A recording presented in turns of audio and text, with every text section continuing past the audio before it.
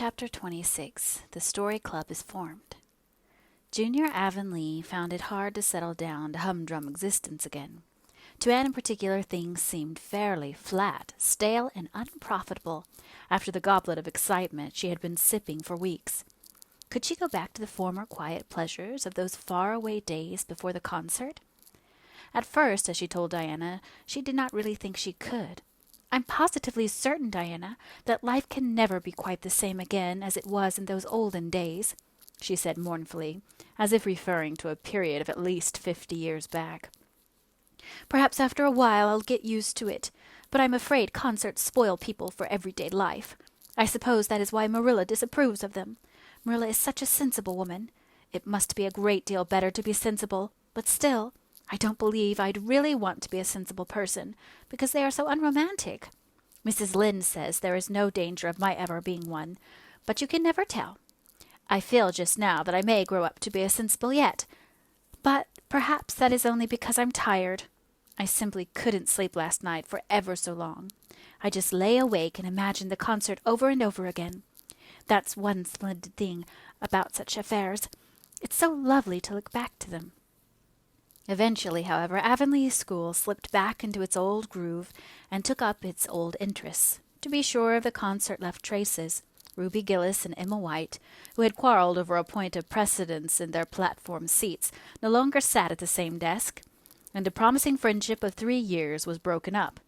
Josie Pye and Julia Bell did not speak for 3 months, because Josie Pye had told Bessie Wright that Julia Bell's bow when she got up to recite made her think of a chicken jerking its head, and Bessie told Julia none of the Sloanes would have any dealings with the Bells, because the Bells had declared that the Sloanes had too much to do in the program, and the Sloanes had retorted that the Bells were not capable of doing the little they had to do properly. Finally, Charlie Sloane fought Moody Spurgeon McPherson, because Moody Spurgeon had said that Anne Shirley put on airs about her recitations, and Moody Spurgeon was licked. Consequently, Moody Spurgeon's sister, Ella May, would not speak to Anne Shirley all the rest of the winter. With the exception of these trifling frictions, work in Miss Stacy's little kingdom went on with regularity and smoothness. The winter weeks slipped by. It was an unusually mild winter, with so little snow that Anne and Diana could go to school nearly every day by way of the birch path.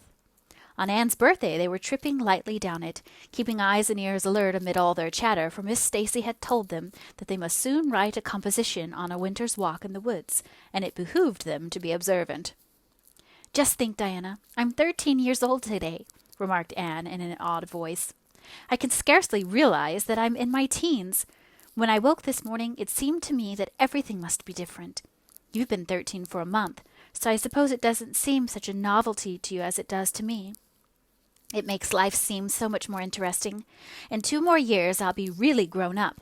It's a great comfort to think that I'll be able to use big words then without being laughed at."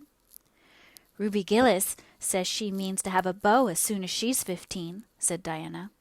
"Ruby Gillis thinks of nothing but beaux," said Anne disdainfully. "She's actually delighted when anyone writes her name up in a take notice for all she pretends to be so mad. But I'm afraid that is an uncharitable speech. Mrs. Allan says we should never make uncharitable speeches, but they do slip out so often before you think, don't they? I simply can't talk about Josie Pye without making an uncharitable speech, so I never mention her at all. You may have noticed that. I'm trying to be as much like Mrs. Allan as I possibly can, for I think she's perfect.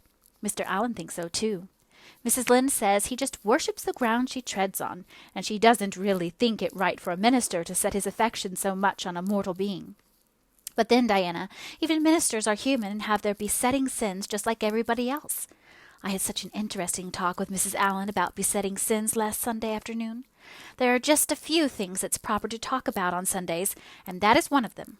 My besetting sin is imagining too much and forgetting my duties. I'm striving very hard to overcome it, and now that I'm really 13, perhaps I'll get on better." "In 4 more years we'll be able to put our hair up," said Diana. "Alice Bell is only 16, and she's wearing hers up. But I think that's ridiculous. I shall wait until I'm 17. "If I had Alice Bell's crooked nose," said Anne decidedly, "I wouldn't. But there.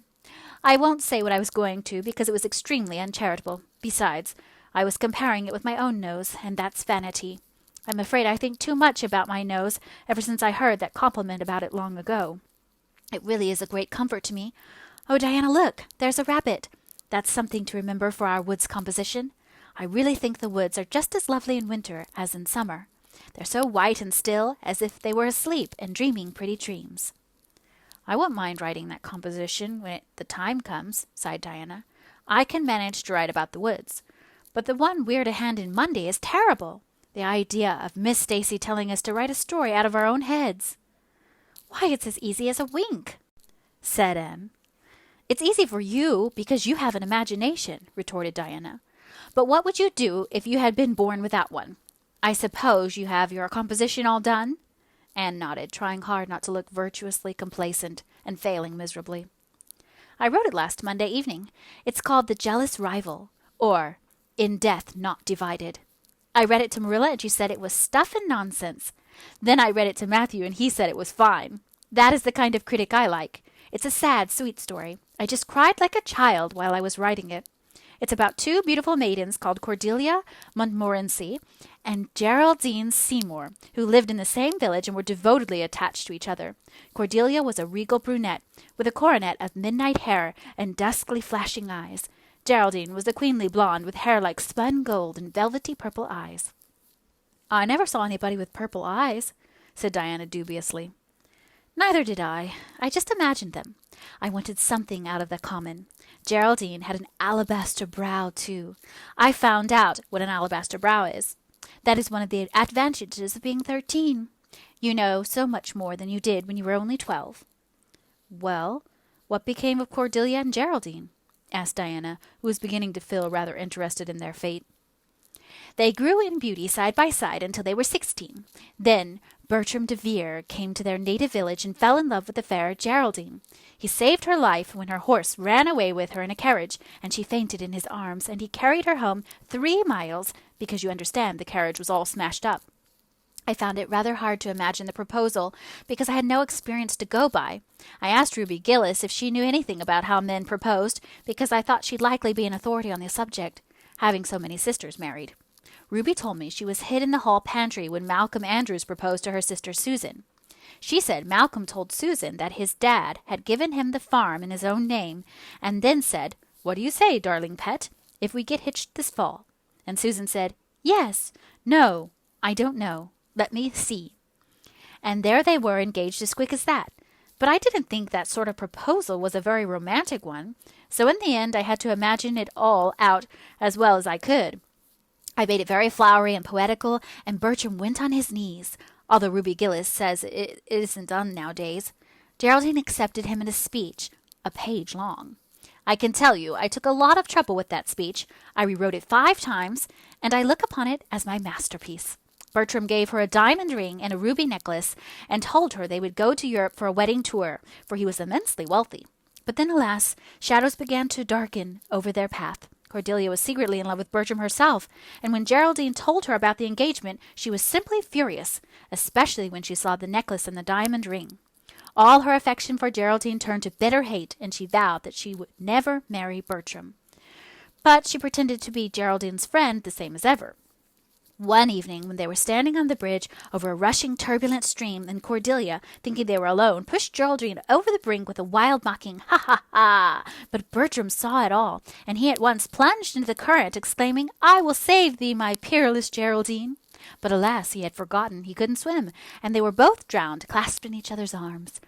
Their bodies were washed ashore soon afterwards. They were buried in one grave, and their funeral was most imposing, Diana. It's so much more romantic to end a story up with a funeral than a wedding. As for Cordelia, she went insane with remorse and was shut up in a lunatic asylum. I thought that was a poetical retribution for her crime. How perfectly lovely, sighed Diana, who belonged to Matthew's school of critics. I don't see how you can make up such thrilling things out of your own head, Anne. I wish my imagination was as good as yours. It would be if you'd only cultivate it, said Anne cheerily. I've just thought of a plan, Diana. Let you and I have a story club, all our own, and write stories for practice. I'll help you along until you can do them by yourself.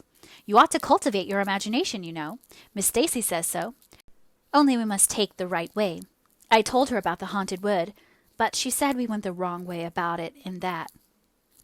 This was how the story club came into existence. It was limited to Diana and Anne at first, but soon it was extended to include Jane Andrews and Ruby Gillis, and one or two others who felt that their imaginations needed cultivating.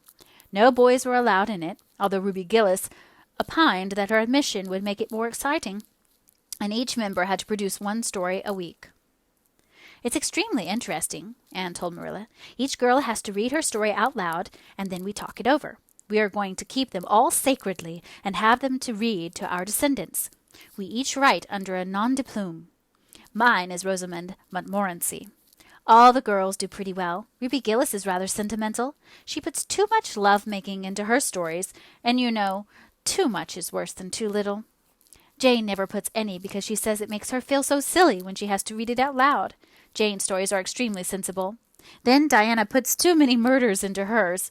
She says most of the time she doesn't know what to do with the people, so she kills them off to get rid of them. I mostly always have to tell them what to write about. But that isn't hard, for I've millions of ideas." "I think this story-writing business is the foolishest yet," scoffed Marilla. "You'll get a pack of nonsense into your heads and waste time that should be put on your lessons. Reading stories is bad enough, but writing them is worse."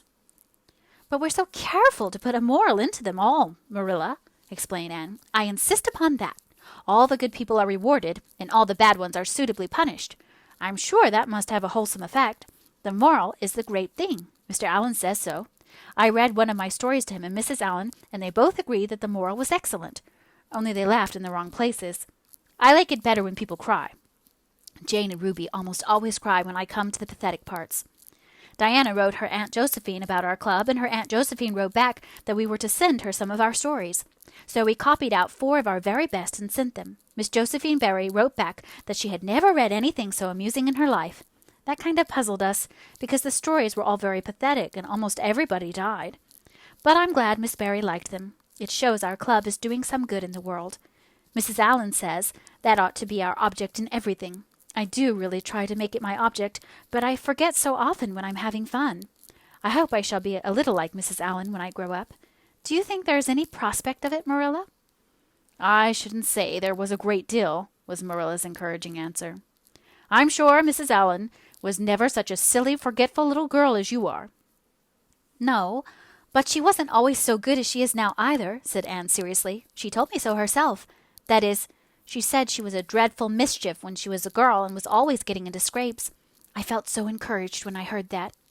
Is it very wicked of me, Marilla, to feel encouraged when I hear that other people have been bad and mischievous? Mrs. Lynde says it is.